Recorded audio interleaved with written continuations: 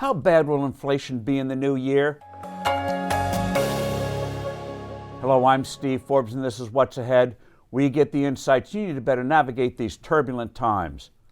2022 could well be the year when inflation starts to hit adversely the stock market. To assess the scale and impact rising prices will have, investors need to appreciate that there are two kinds of inflation. One comes from the Federal Reserve printing too much money, which reduces the value of the dollar. Our central bank did this big time in the 1970s and early 2000s, in both cases leading to serious economic crises and high unemployment. The Fed was doing this at a slower pace before COVID-19 hit, and then again during its early stages. The second type of inflation is non-monetary, where prices rise because of government distortions in the economy. For example, thanks to onerous regulations, a house in California will cost 2 to 3 times a similar house in Texas. The two kinds of inflation can hit an economy simultaneously, which is what we've been experiencing. Leaders grossly underestimated the impact disrupting the infinitely complex and multitudinous supply chains around the world would have on the functioning of a modern economy.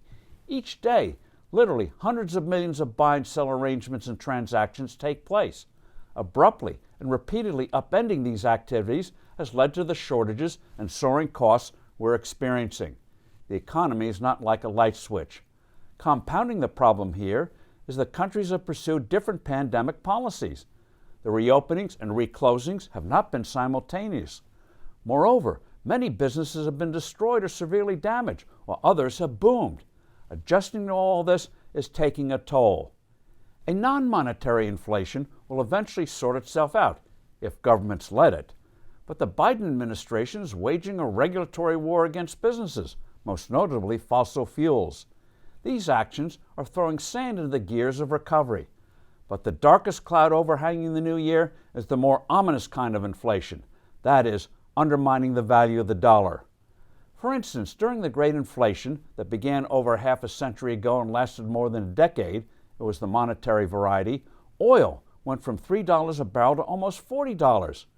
But crude did not become 13 times more valuable. Rather, the surging oil price reflected a weakening dollar.